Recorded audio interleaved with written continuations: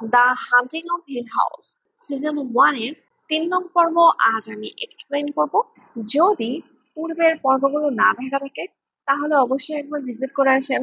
তো hey guys, miracle কটেজে আপনাদের স্বাগত। তৃতীয় পর্বে আমরা থিওডোরার প্রেজেন্ট টাইমটাকে দেখি, যেখানে সে একটা বাচ্চার সাথে কথা বলছিল। প্রফেশনালি থিওডোরা একজন চাইল্ড সাইকিয়াট্রিস্ট এবং সে তার জবে অনেক পারদর্শী। এই বাচ্চাটা থেকে আমরা জানতে পারি সে নাকি এই বাড়ির বেসমেন্টের মধ্যে একটা দানবকে দেখেছে। দানবটির নাম হচ্ছে মিস্টার স্মাইলি। মিস্টার স্মাইলির চেহারার মধ্যে অনেক কৃপি এক ধরনের স্মাইল রয়েছে এবং প্রত্যেক রাতেই এই মেয়েটির কাছে সে আসে। তাদের মাঝে কথোপকথনের মধ্যেই থিও সেই বাচ্চার হাত স্পর্শ করে, কিন্তু সে কোনো কিছুই ফিল করতে পারে না। আসলে থিওডোরার কাছে ছোট থেকেই একটা স্পেশাল পাওয়ার রয়েছে। সে যে কোনো কিছু, অর্থাৎ বস্তু বা মানুষকে স্পর্শ করি তাদের ভিতরে থাকা ফিলিংস এবং তাদের ইমপ্রেশন বুঝতে পারে। তার এই পাওয়ারের জন্যই সে সবসময় হাতে গ্লাভস পরে থাকে। এরপর সিন শিফট হয়ে পাস্টে নিয়ে যাওয়া হয়, যেখানে থিও হিল হাউসে থাকা আসবাবপত্রগুলো স্পর্শ করে অনেক কিছু জানতে পারে। সে মানুষকে স্পর্শ করে এটাও বুঝে যেত যে সে জেদের মধ্যে রয়েছে নাকি ভয়ের মধ্যে আছে।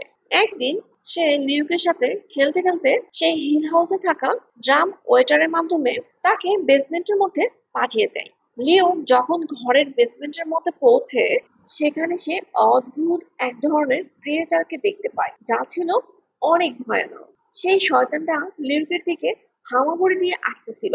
লিউক অনেক জোরে চিৎকার করতে থাকে। লিউকের চিৎকার শুনে থিওডোরা সেও চিৎকার করে। তাদের দুজনের চিৎকার শুনে তাদের বাবা মা সেখানে চলে আসে এবং লিউকে উদ্ধার করা হয়।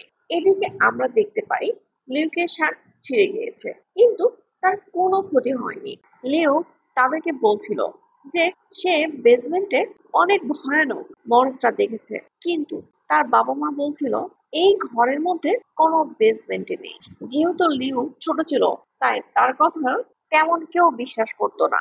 লিও সবসময় অ্যাবিগেলের কথা বলতো, যাকে কিনা সবাই কাল্পনিক মনে করত। থিও লিওকে হাতটি ধরে এবং সে এটা বুঝতে পারে যে লিও যা বলেছিল তা সম্পূর্ণই সত্যি। এই কারণে থিও সেই বাড়ির মধ্যে সেই বেসমেন্টের খোঁজের মধ্যে লেগে পড়ে, যেন সে তার বাবা মাকে দেখাতে পারে যে লিও যা বলছিল তা সম্পূর্ণভাবেই সত্য। একটা পর্যায়ে থিও সেই বেসমেন্টটি খুঁজে পায় এবং সে তৎক্ষণাৎ সেই সিক্রেট বেসমেন্টের মধ্যে প্রবেশ করে, যেখানে সে অনেকগুলো ওয়াইন ব্যারেল আর অনেকগুলো আসবাবপত্র দেখতে পায়।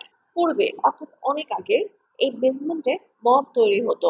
যেহেতু আগের যুগে মদ তৈরি করা বা বিক্রি করা নিষিদ্ধ ছিল, তাই হয়তো এখানে মদ তৈরি করে এই বেসমেন্টে স্টোর করে রাখতো। এই জন্যই এই বাড়ির ব্লুপ্রিন্টের মধ্যে এই বেসমেন্টের কোনো নীল নকশা খুঁজে পাওয়া যায়নি।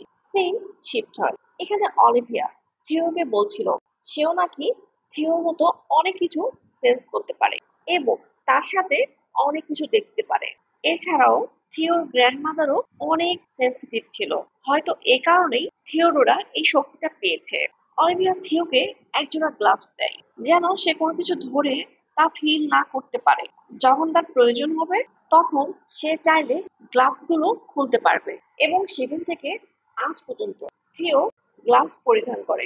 এবং এখানে একটি রহস্যময় ব্যাপার হচ্ছে যে যখন থিও তার মায়ের হাতগুলো স্পর্শ করে, ঠিক সেই মুহূর্তে সে দেখতে পায় যে তার মায়ের মাথা ফেটে রক্ত বেরিয়ে আসছে।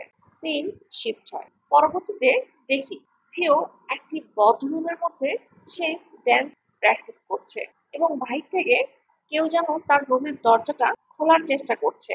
থিও দরজার সামনে গেলে হঠাৎ করে আবার সবকিছু নিস্তব্ধ হয়ে যায়। এনিওয়ে, আমরা আবার প্রেজেন্ট টাইমে ফিরে আসি, যেখানে থিও সেই বাচ্চাটার বাড়িতে যায় এবং সে সেই বাড়ির বেসমেন্টের দিকে যায়। যখন থিও সেখানে থাকা একটা সোফার মধ্যে টাচ করে, সে একটা কিছু অনুভব করতে পারে এবং সে সেই সোফার মধ্যেই শুয়ে পড়ে। সোফার উপরে শোয়ার পরে থিও একটু অন্যরকম আচরণ করছিল। মনে হচ্ছিল তাকে কেউ জোর জবরদস্তি করছে। আর বেসমেন্টের সিলিং এর মধ্যে এমন একটা ডিজাইন ছিল যা দেখে মনে হচ্ছিল একটি স্মাইলি ফেস রিপ্রেজেন্ট করছে। থিও সেখান থেকে বেরিয়ে পড়ে। ঠিক এমন মুহূর্তে বাচ্চাটার ফোস্টার ড্যাড এর সাথে পরিচয় হয় এবং তার সাথে হাত মিলানোর পরই থিও সবকিছু বুঝতে পারে। আসলে সেই বাচ্চাটার মনস্টার আর কেউ না, সে হচ্ছে তার ফোস্টার ড্যাড, যে কিনা সেই বাচ্চাটির সাথে বেসমেন্টে সেই সোফাতে খারাপ কিছু করতো। সেই বাচ্চাটির মনে এই ঘটনার জন্য এতটা ঘৃণা জন্ম হয়েছে যে সে তার মনের মধ্যে একটা ফেক স্টোরি ক্রিয়েট করে ফেলে। আর এই ফেক স্টোরির কারণে থিও সেই বাচ্চাকে স্পর্শ করে কিছুই অনুভব করছিল। থিও তখনই পুলিশকে কল করে এবং সেখানে পুলিশ এসে সেই বাচ্চাটির পোস্টার ড্যাডকে জিজ্ঞাসাবাদ করে এবং সে সেখানে তার গুনাহ কবুল করে। ফলে পুলিশ তাকে অ্যারেস্ট করে। তো এই ঘটনার পরে রাত থিও বাড়িতে চলে যায় এবং সে সিদ্ধান্ত নেয় যে সে তার বোনকে স্পর্শ করবে। হয়তো সে নেলের মৃত্যু সম্পর্কে কিছু না কিছু জানতে পারবে। থিও যখন নেলকে স্পর্শ করে এবং আমরা দেখতে পাই থিও তার থেকে ছিটকে দূরে গিয়ে পড়েছে এবং সে অনেক জোরে কান্না করা শুরু করে। এখন থিও কি অনুভব করেছে তা আমরা পরবর্তী পর্বে জানতে পারবো।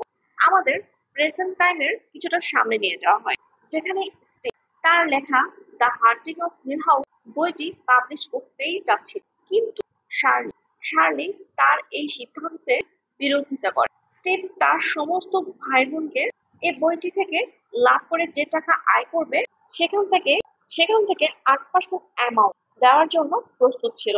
কিন্তু শার্লি এই টাকাগুলো না নেওয়ার সিদ্ধান্ত নেয় এবং তার ভাই বোনকে টাকা নিতে বারণ করে দেয়। কিন্তু থিও স্টিভের এই প্রস্তাবটি গ্রহণ করে। সে তার ডক্টরেট পড়াশোনা শেষ করতে চাইছিল। সেম শিফট হয়ে ফার্স্টে দেখানো হয়। যেই রাতে হিউ তার বাচ্চাদের নিয়ে হিল হাউস ছেড়ে চলে যাচ্ছিল, সে রাতে থিও ঘুম থেকে উঠে দেখতে পায় হিউ তার ভাই বোনদেরকে নিয়ে গাড়ির মধ্যে রেখে আসছে এবং যখন হিউ থিওকে সেখান থেকে নিয়ে আসতে চায় তাকে স্পর্শ করে এবং তার মাধ্যমে থিও তার বাবার সাথে যা কিছু ঘটেছে সে সবকিছুই দেখতে পায় যা তার বাবা দেখেছিল। এতে সে অনেক ভয় পেয়ে যায়। সে এতটাই ভয় পেয়ে যায় এসব দেখে, যার কারণে সে তার বাবাকে চিৎকার করে বলছিল, ডন টাচ মি। এবং এখানেই তৃতীয় পর্ব শেষ হয়ে যায়। পরবর্তী পর্বগুলো আরো অনেক বেশি ইন্টারেস্টিং হতে চলেছে। যদি মিস করতে না চান তাহলে সাবস্ক্রাইব করে বেল আইকনে ক্লিক করে দেন